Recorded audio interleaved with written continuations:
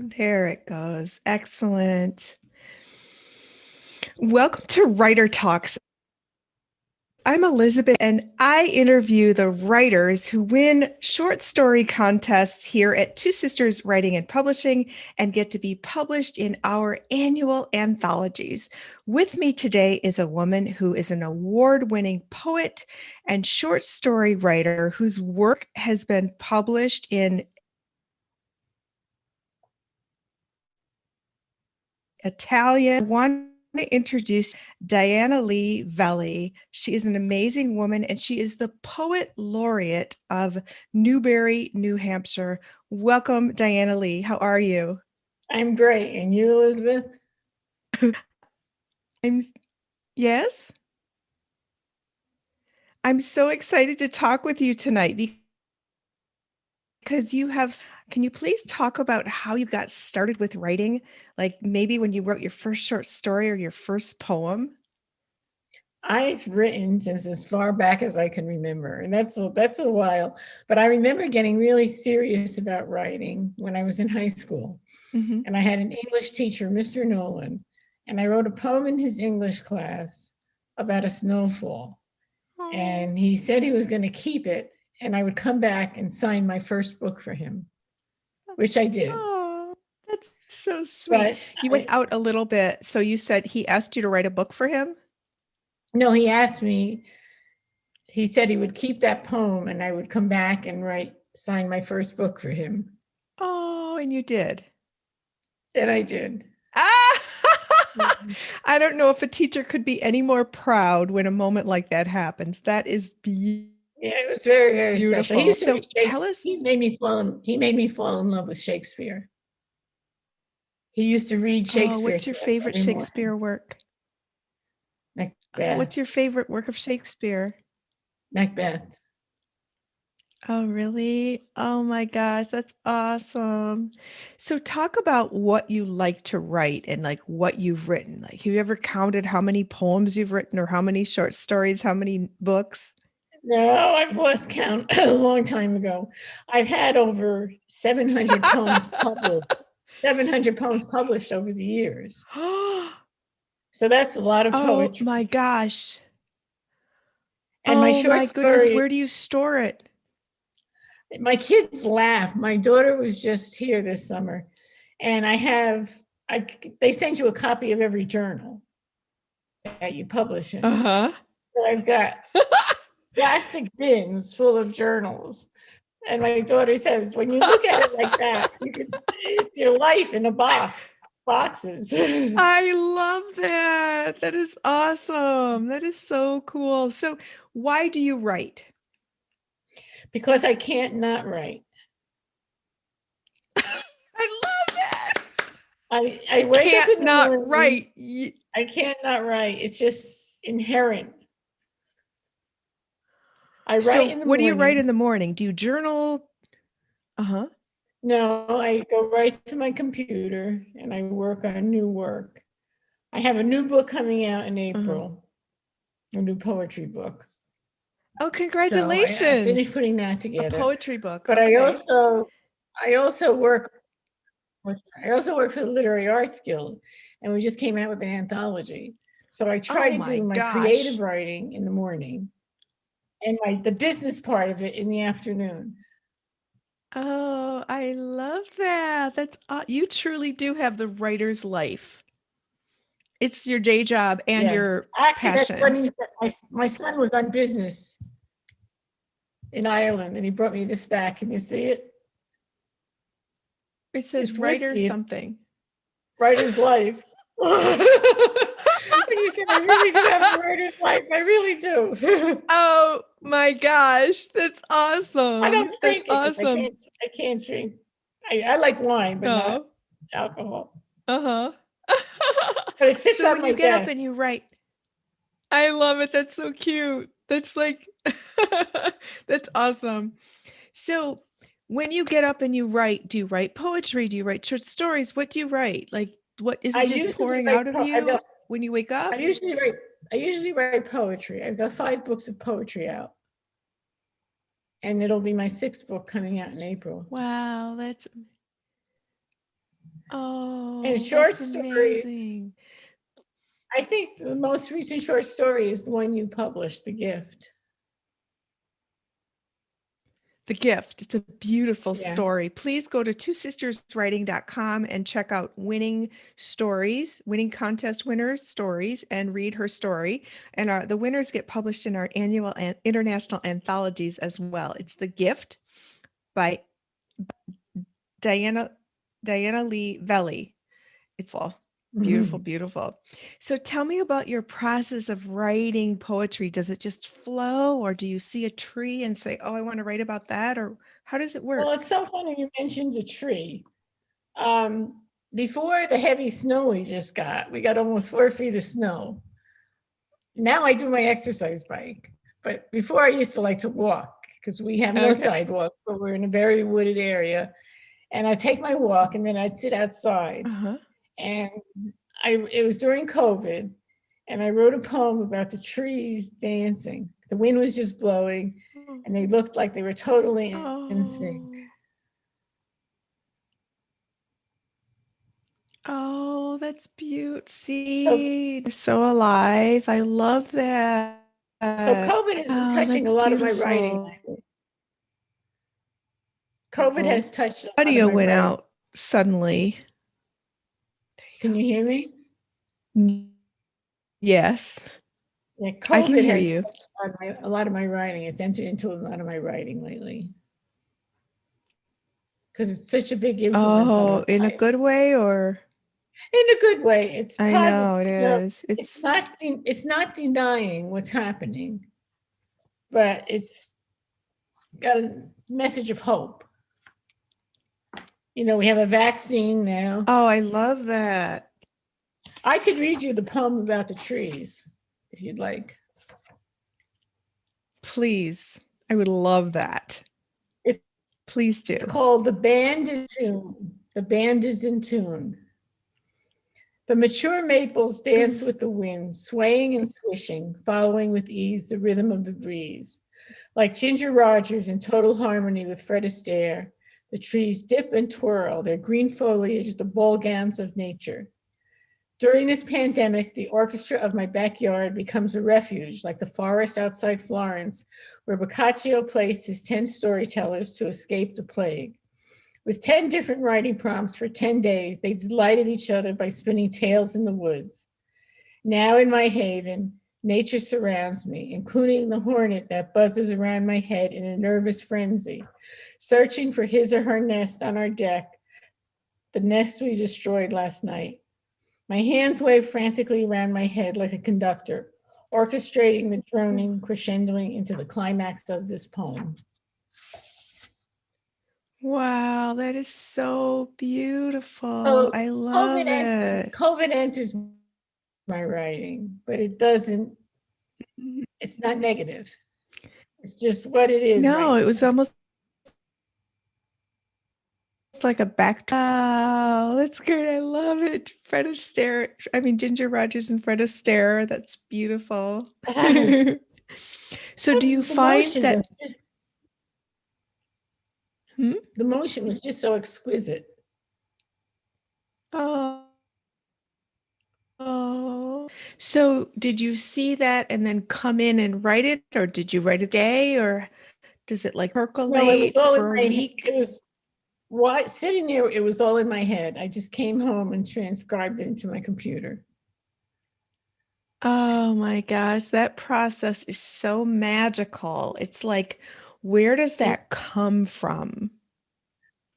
You know? I don't know, but when it comes, like I said, I have to write. When it comes, it's a necessity that I put it down. Oh, that's beautiful. And how do you feel when you're writing? I feel like I'm in a different zone. Yeah?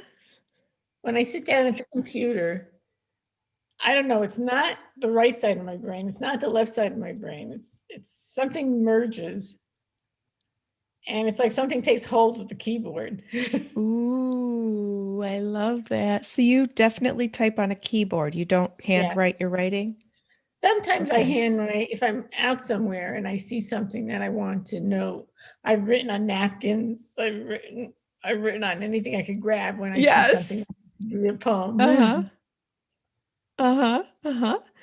Excellent. So, what does it mean to be the poet laureate? What do you do?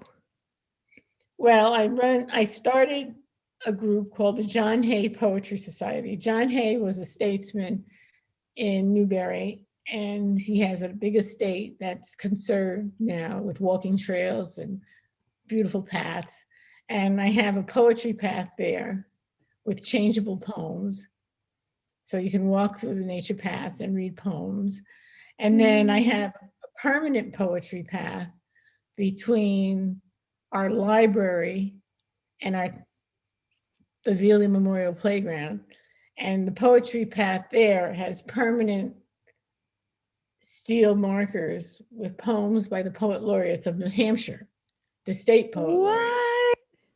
I've never heard of this. The kids could walk from the playground to the library and read these plaques with the state poet laureate poems on it. Wow, that is a poet. Oh my gosh, that's mind-blowing. And then the John Hay wonderful way.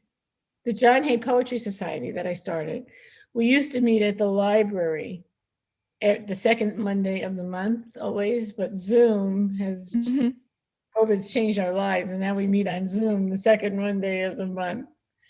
And that group has been going strong for 20 years. Wow, that is so awesome. What a beautiful contribution you're making that's everlasting. I mean, the park is going to be there for generations to come. Wow. The park came out of a very beautiful. sad affair. We raised money for the park. My son's wife and 2 children were murdered in Miami. And it's a memorial park. We built the park in their memory.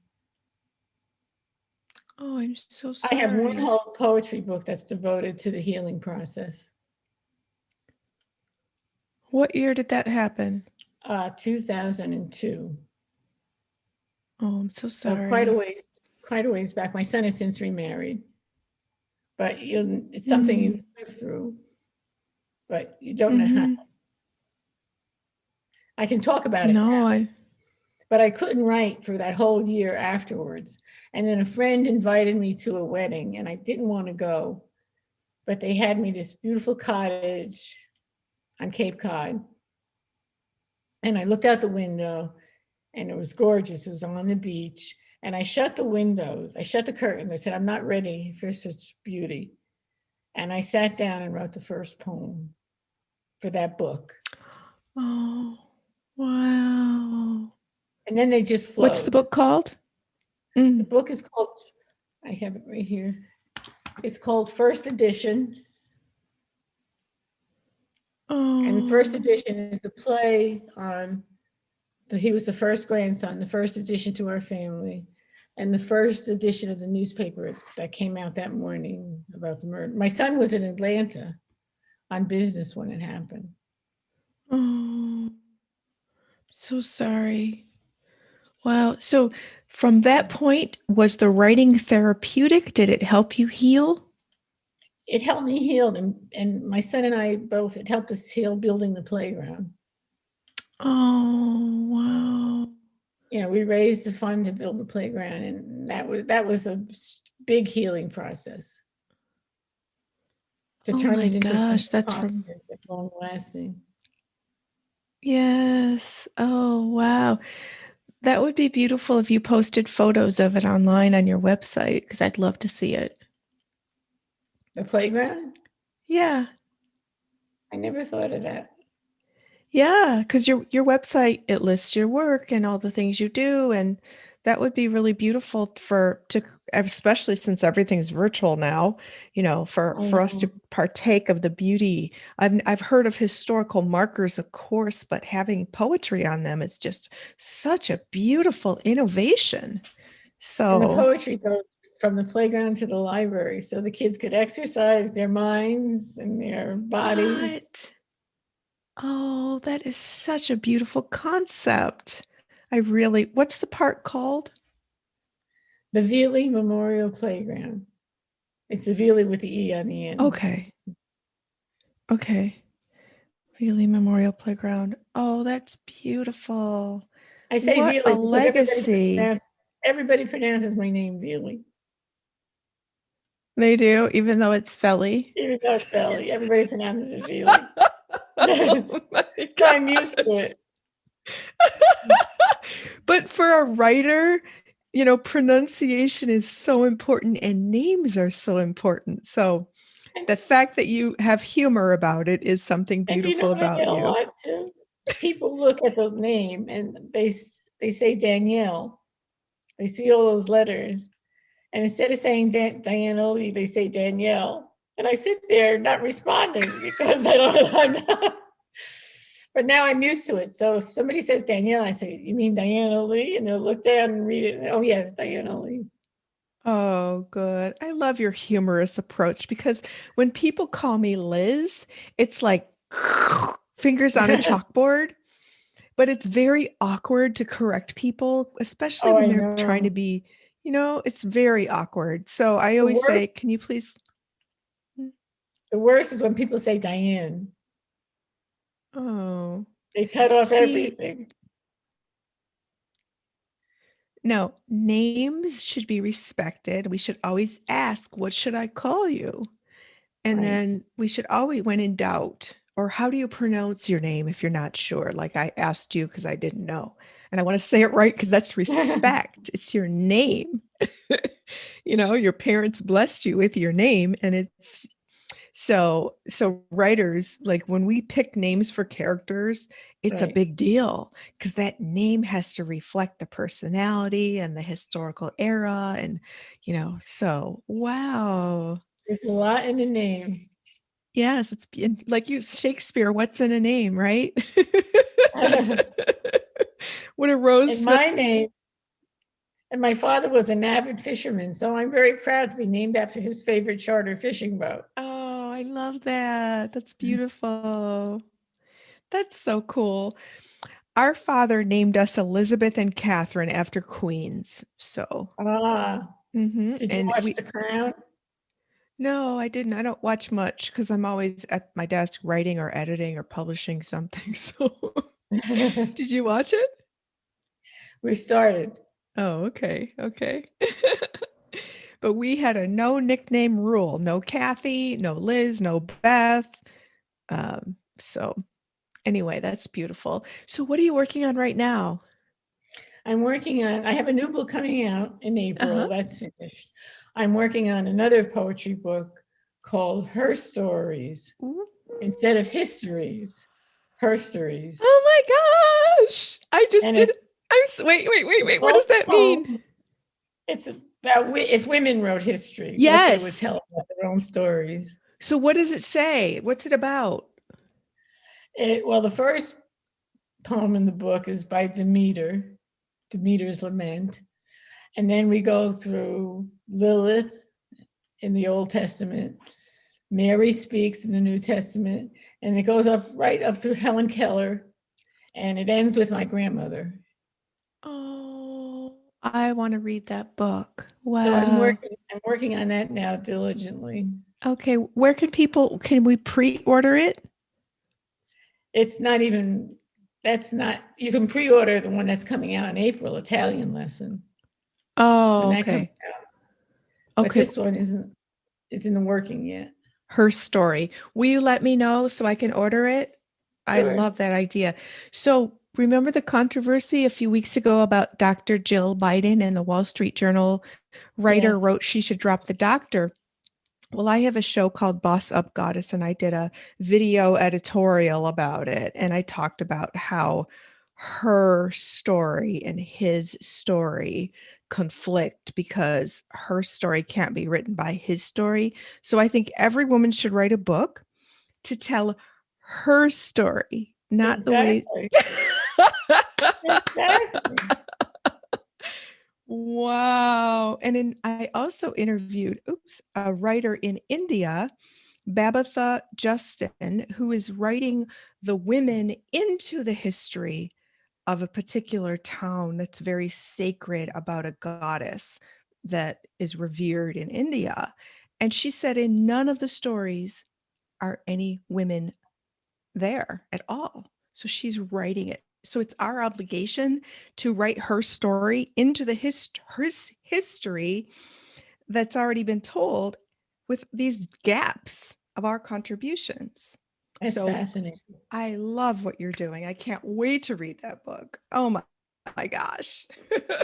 And the new book coming out in April is Italian lesson. It's all the poems I wrote when I was teaching in Italy. Ooh, wow. You were teaching in Italy. So you must speak Italian. And you said a lot of your poems have been translated into Italian as well. My Italian is, I'm losing my Italian. We used to have an Italian group that met weekly. And we would get together and only speak Italian. And my husband would laugh. He'd say, you only get together to drink wine and eat Italian food. He said after about 45 minutes, the English starts seeping in. But what happens with these groups? Somebody moved. Somebody passed away, it kind of dissolved. And when you don't use it constantly, it comes back to me. We have cousins in Sicily. And when I visit the cousins in Sicily, it comes back. Oh, I love that. That's beautiful. And what a poetic language unto itself. So romantic. Oh, anything in Italian sounds beautiful. Right. That's awesome. I don't know if you saw A Fish Called Wanda. Yeah. See the movie A Fish Called Wanda? Yes. Where he speaks, because I love it when you speak Italian. He's manicotti, ravioli, parmesan. Right. Right. I call my sister mia sorella. Our mother is half Italian, so we're technically 1/4 Italian. That's beautiful. So what else about your writing style? Like, do you have to have coffee with your writing? Do you have to be like in a certain temperature or light? Like some of us need our whole... I have to have coffee to wake up in the morning.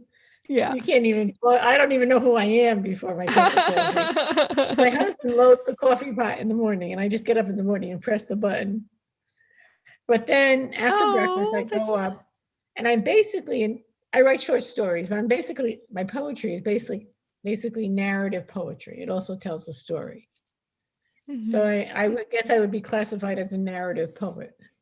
Ooh, a narrative poet. I love it. Love it. Love it. And do you range in your topics? Like that one about the backyard and the dancing nature was very beautiful. And do you write anything different, like maybe more grim topics or... Well, Grimm could be the Brothers Grimm. My newest book is called Ever After. Oh. And it's a take on fairy tales, putting fairy tale into current day life. Ooh. Can I read one poem from it? Please, I can't wait. How Did I End Up Here is the title. How did I end up here taking care of 7 little men with strange names who work in the coal mines, then drag dusty, dirty boots across my spotless floors, expecting me to wash their filthy laundry and cook them dinner? And if this isn't enough, there's that old hag who keeps wanting to give me apples. My pretty one, she calls me, taste my lovely apples today. So one day I took them all and baked a pie for the hungry little freaks, and they all dropped dead. Now I'm on trial for multiple homicides, and I can tell the jury doesn't believe the ugly hag story. I am numb, in a trance, going through this nightmare, when my prince of a public defender waltzes in with the wicked witch, who confesses she just wanted to kill me. I hug my attorney, and he kisses my snow white cheek, then my ruby red lips.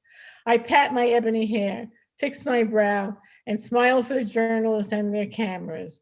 But I know I will only sell my story to those cute 2 reporters named Grimm.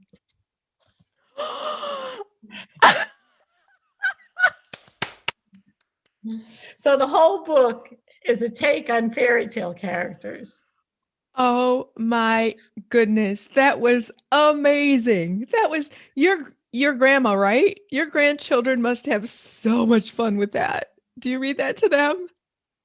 Yeah, my new grandson is now 13. My first two grandsons I lost to the murder. I'm So my sorry. new grandson is 13. Mm-hmm. He gets a kick out of me. Wow, I've never heard anything like that. I love it. Love it. That was so fun. I had fun writing it. I had a knee replacement, and I wrote that book while I was recuperating from my knee surgery. And I had a good time doing it. Oh my gosh, that's so cool. When did you write that? Well, this is the latest one out. Let me tell you to publish the year. I'm well overdue for this new one to come out. 2016. Oh, okay. That is so fun. So what other fairy tales do you make a spin on? All of them. I'll read you another one. Okay, please. Alice meets with her substance abuse counselor.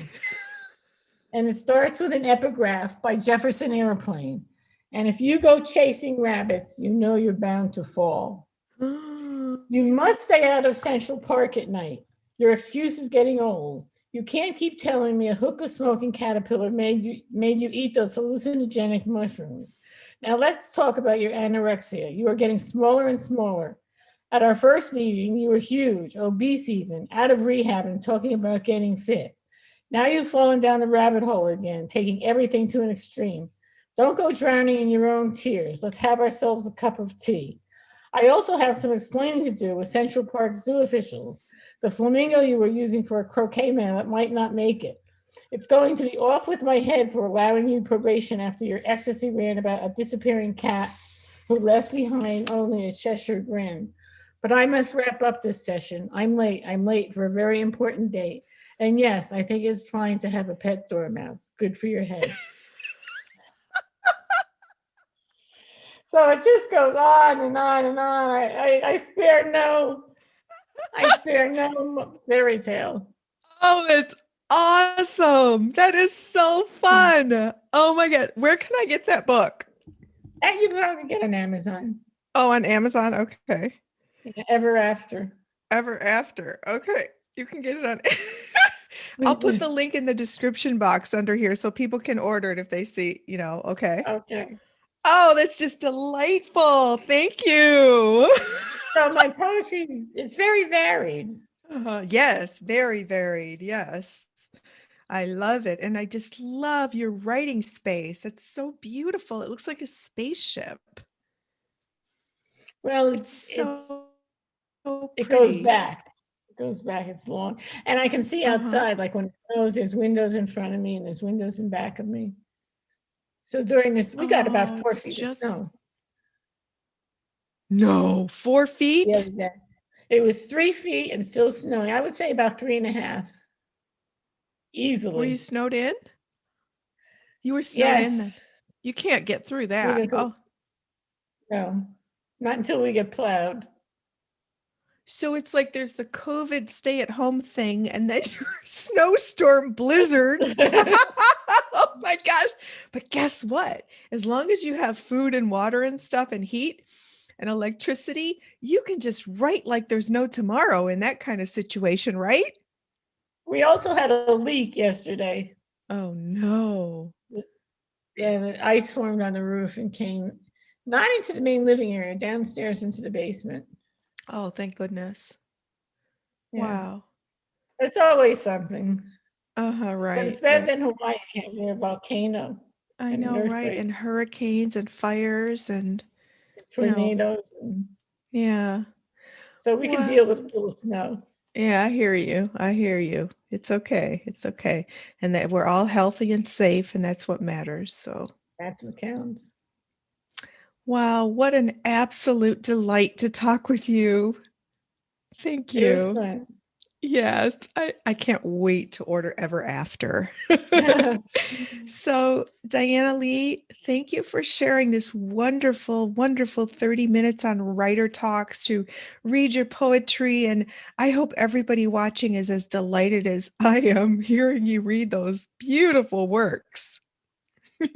Well, thank you for having me. It was fun. You're welcome. It's a Zoom world now. It's a Zoom world. That's why you're in New Hampshire, I'm in Michigan, and we can talk like we're in the same room. Right, exactly. It's pretty wild. Well, I wish you nothing but the absolute best. My heart is heavy for your loss, but I'm grateful that you have healed and used writing as a tool for healing. And I wish you the absolute most success with all your upcoming books and poetry. I wish you excellent health for you, your husband, and your family. And please keep writing, keep delighting all of us. And same to you. A happy and a healthy 2021. Yes, yes, yes. Thank you, Dianalee. And Thank check you out so her much. story on. You're welcome. Oh my gosh, this was wonderful. And thank you, all of you, for watching Writer Talks tonight, where you got to meet Dianalee Velie. Dianalee Velie. The poet, the novelist, the poet laureate of Newbury, New Hampshire, and the author of Ever After, which is on Amazon, and I can't wait to read it. And you can read her short story, The Gift, on the twosisterswriting.com website. And we wish you the absolute best. So thank you for watching tonight. And if you're a writer, happy writing. And if you're a reader, happy reading. We will see you on the next episode.